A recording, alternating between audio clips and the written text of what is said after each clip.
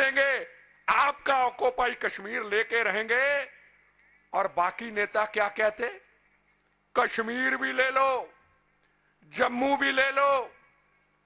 पंजाब जो था आतंकवाद की लपेट में इतने साल रहा, जिसमें 36,000 बेगुनाह लोग मारे गए, हजारों बहनों के सुहाग उजड़ गए, हजारों बच्चे यतीम हो गए। पंजाब भी पाकिस्तान से मिला दो और मंत्रियों की गाड़ियां खड़ी हैं लाल बत्ती वाली, ले जाइए तिहाड़ जेल के अंदर और जितने आतंकवादी बिठा के पाकिस्तान ले जाइए। ये नेताओं का जवाब होता। ये हमारे देश की हालत। अगर ऐसी हालत होगी इस देश की तो लाल किला में ब्लास्ट क्यों नहीं होंगे, पार्लियामेंट पे हमले क्यों नहीं होंगे, 26/11 की बॉम्बे के अंदर हमला हुआ क्यों नहीं होंगे। 10-10 साल आतंकवादियों को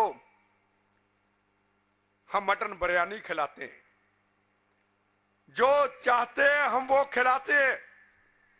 कसाब के ऊपर 50 करोड़ रुपया खर्च हो चुका है। एक तो बहनों के सुहाग उजाड़ दिए, एक हमारे सुरक्षा जवानों को शहीद कर दिया, खून की नदियां बहा दी। और आज कसाब को कहते, कसाब जी आप मटन बिरयानी खाइए, आप चिकन खाइए, आपको एयर कंडीशन लगा, एयर कंडीशन भी लग जाएगा। तो मैं आपसे सवाल पूछना चाहता हूं, हमले क्यों नहीं होंगे। 5 आतंकवादी कहां से आए थे, वो बॉर्डर के जरिए, ये गुजरात के आगे जो महाराष्ट्र को लगता है वहां से बोट के जरिए आए थे। एक होता है वोट के जरिए नेता बनना, एक होता है वोट के जरिए आतंकवादियों को आना। कहां आए, हिंदुस्तान की इकोनॉमिक स्टेट जो हिंदुस्तान को रोटी देता है, बॉम्बे। जैसे गुजरात हिंदुस्तान को रोटी देता है, ऐसे बॉम्बे भी हिंदुस्तान को रोटी देता है। बड़े मजे से आए, मर्सरी ऐसे आए जैसे मर्सरी गाड़ी पे आए, या हेलीकॉप्टर से उतरे और बड़े मजे से बंदूक चला के ताज होटल के अंदर घुस गए। वो मुझे बात पुरानी याद आती है, कहनी है एक बात यही, इस देश के पहरेदारों से संभल के रहना, अपने घर में छुपे हुए गद्दारों से। हमारे जवान, हमारे सुरक्षा कर्मचारी जब फौज में आते हैं, पुलिस में आते हैं, तो पैसा कमाने नहीं आते हैं। उनका एक मिशन, एक मकसद होता है, उनकी एक सोच होती है कि मैं मौत का कफन बांध के भारत माता की आजादी की रक्षा करूंगा।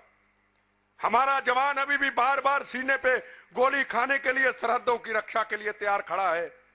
पर हमारा नेता आगे अपने बच्चों को, फिर बच्चों को, फिर पत्नी को, फिर उसकी नूह को मंत्री और नेता और मेयर बनाने के लिए, काउंसलर बनाने के लिए तैयार खड़ा है। वो कहते ना, मेरा भारत महान, 100 में से 95 बेईमान, फिर भी कहते मेरा भारत महान। ये है असली भारत, ये है असली मिशन। जिनका मिशन पैसा नहीं, जिनका मिशन मैं अपने फील्ड में जाके अपनी देश की सेवा करूं। हम रिटायर भी हो चुके हैं, फिर भी हमारी बची हुई जिंदगी देश के लिए है। ये है असली भारत, ये है असली लीडर हिंदुस्तान के। और पहले नेता की तो आपको बात सुना दी, घबराओ मत, हंसते हुए कहा आपको भी लूटने का मौका मिलेगा। और एक ये नेता जो कहते मेरा मिशन, मेरा देश, मेरा मिशन आने वाली जनरेशन को एक नई सोच, एक रास्ता देना। आज इन्होंने भाषण दिया, पता नहीं इसमें से कितने बच्चे तैयार हो चुके होंगे। हम वैज्ञानिक बनेंगे, हम फौज में कप्तान बनेंगे, हम मेजर जनरल बनेंगे। अपना मिशन पूरा हो गया।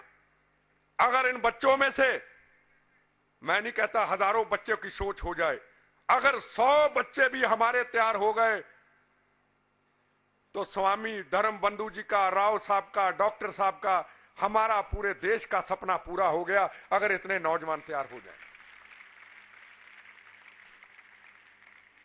जब हम नेता बड़ी बड़ी रैलियों में भाषण देते हैं, क्या कहते हैं? वो कहता तू चोर, कहता नहीं तू चोर। क्या बीच में कोई ऐसे वैज्ञानिक आके उन नौजवानों को, उन पब्लिक को बताते हैं कि देश कहां कहां मुश्किल में है? एक तरफ चाइना, एक तरफ पाकिस्तान, एक तरफ नेपाल, एक तरफ श्रीलंका, एक तरफ पाकिस्तान की आईएसआई, एक तरफ बांग्लादेश। क्या कोई नेता बताता है? नहीं। वो क्या ट्रेनिंग देता है? लूटने की ट्रेनिंग। नेता बनो, लूटो देश को।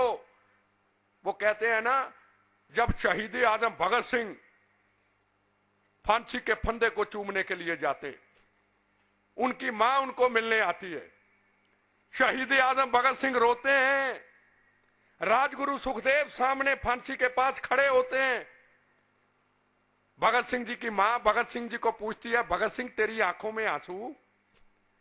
मेरा भगत सिंह इतना शेर रो पड़ा, मौत को देख के रो पड़ा। भगत सिंह कहता है, ना मां, मेरी आंखों में जो आंसू हैं, मेरे और राजगुरु सुखदेव के फांसी के रस्से को खींचने के बाद मुझे एक तस्वीर नजर आ रही है। मां कहती, कौन सी तस्वीर?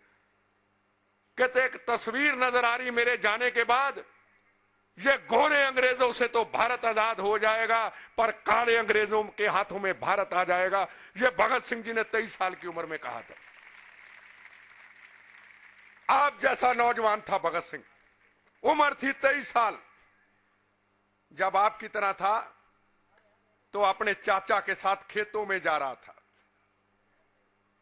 खेतों में जाते जाते एक गोली देखी। उस गोली को लेकर के जमीन के अंदर उसको अंदर करना शुरू कर दिया। चाचा जी भगत सिंह को कहने लगे, भगत सिंह तू ये क्या कर रहा है?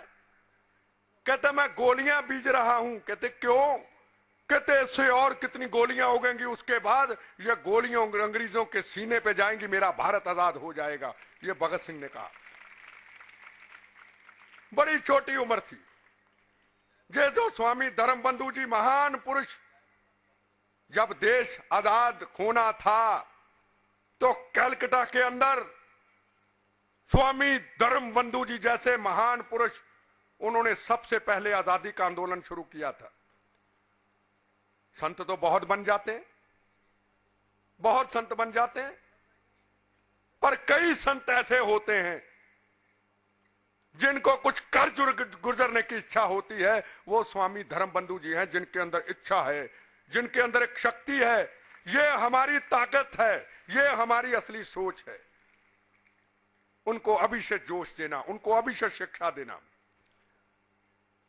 शहीद आजम भगत सिंह जब पार्लियामेंट में बम फेंकते, बम इसलिए नहीं फेंकते किसी की जान लेने के लिए, अंग्रेज हुकूमत को जगाने के लिए, हमारा भारत छोड़ के चले जाओ और हिंदुस्तान के अंदर जो कायर लोग थे उनको जगाने के लिए जाग जाओ, आंदोलन करो, हमने भारत मां को आजाद कराना है। और जब लाहौर जेल 14 नंबर कोठरी पे होते हैं तो भगत सिंह के आप जैसे दोस्त मिलने आते हैं, तो भगत सिंह को एक सवाल पूछते हैं, भगत सिंह जी आपकी शादी कब होगी? उस वक्त के जज्बे क्या थे? कहने लगे, अगर इस भारत माता की गुलाम धरती के अंदर मेरी शादी हो